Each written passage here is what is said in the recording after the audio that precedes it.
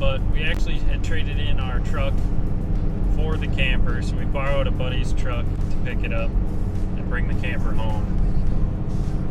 In my head I got explosions. Now I'm drinking these mimosas every day. Yeah. Now I'm going to it. So we ran out of fuel. We almost made it to the gas station. It's right there. Jordana's walking to get a can of fuel. Oops. I'm spiraling down to the ground. So then a few weeks later, after we got the camper, then we found our Ram truck that we have now. When you're walking with a smile, yes you do.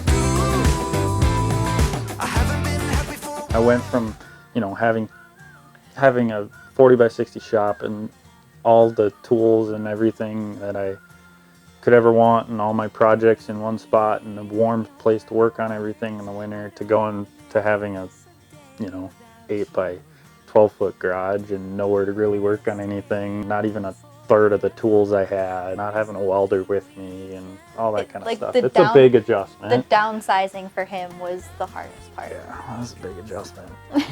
It's like her with her clothes. Moving our clothes from our house to our camper. Is it stressful? I mean, I got plenty of space. So it's kind of stressful, but his closet, my closet, there's no room left. But you got standing room. I have to sit on the bed all awkward like.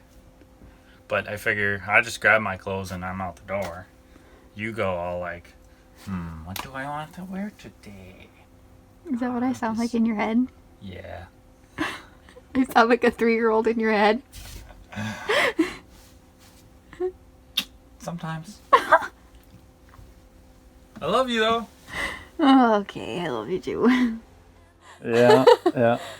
I didn't really have to downsize much. I got rid of some old clothes, but that was about it. I didn't suffer too bad. And I made it work.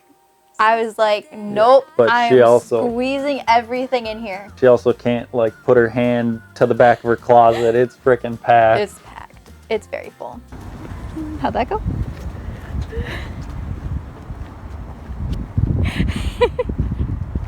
Somebody's happy that he has totes. Totes, we'll go.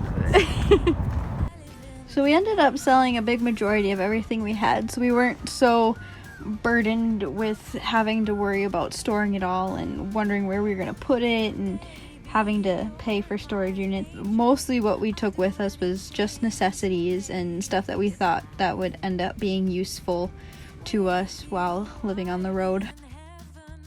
The thing that was probably the hardest to sell would be the RX-7. It was just such a unique build with the motor swap and everything. Had so much time and energy into it. Probably never come across the opportunity to have something like that again. We pretty much needed to sell it to make this lifestyle work and not having to store it.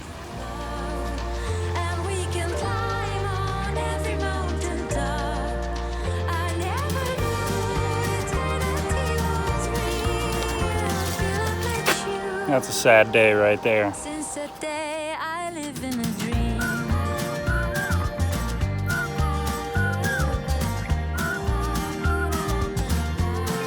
I live in a dream. What's going on? There's nowhere to sit. Why is there nowhere to sit? Because we sold it all accidentally. It wasn't supposed to sell that quickly. I guess we gotta live in the camper now, huh? So I don't know about for Cam, but I think for me, I haven't necessarily 100% acclimated, I guess, to living like this. Just having space and not necessarily having to plan out, I don't know how to say it, but like plan out everything, where you're gonna be and what the weather's gonna be like and fuel stops and where we're staying, etc., etc., and the list goes on.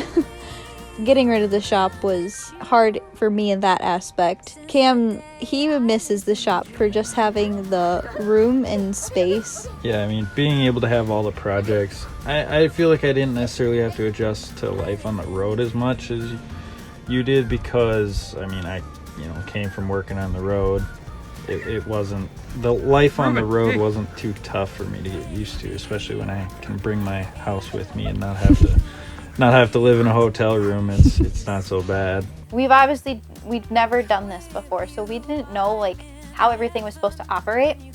And so you'd flush the toilet and like water would like still come out of the little drain things. Washing holes. But then we thought that it wasn't supposed to be like that. We thought it was like leaking. And so then we're just like, okay, how long is it going to do this for? Don't want it to overflow. I wasn't sure that the valve, like it's a foot pedal valve, I wasn't sure that was like shutting all the way when you let your foot off of it. So I didn't want to like wake up in the middle of the night to like a freaking lake in the bathroom. Hi, babe. Hi. So how are we spending our Friday night? Staring at the toilet to make sure that it's not leaking water.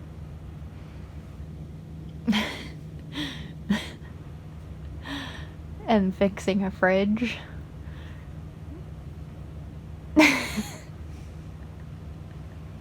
Yeah, we're exciting.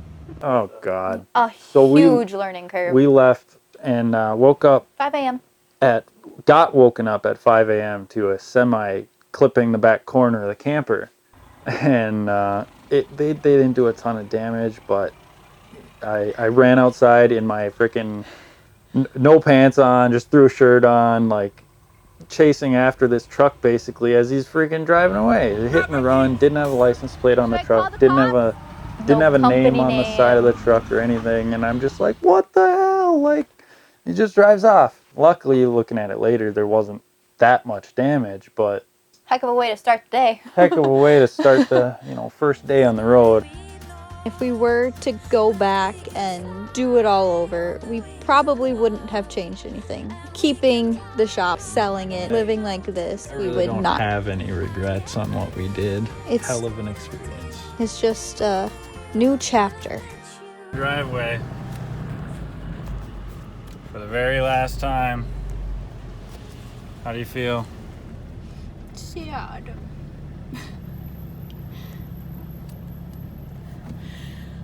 It's okay though, because new adventures.